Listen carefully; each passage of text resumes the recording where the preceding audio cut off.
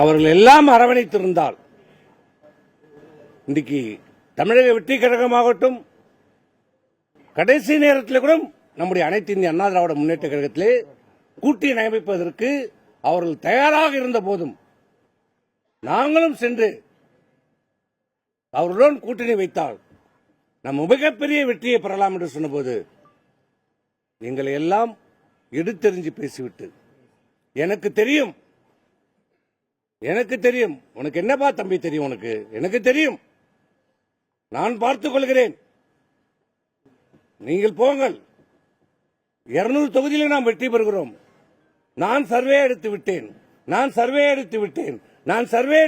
சொன்னாரே கோசம் இதுவரை அந்த சர்வே என்ன என்பதை எந்த நிர்வாகிகளுக்கும் காட்டதில்லை.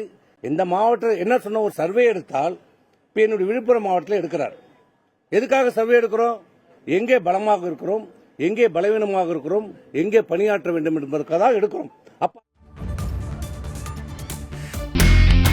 இனி செல்லும் இடமெல்லாம் செய்தி.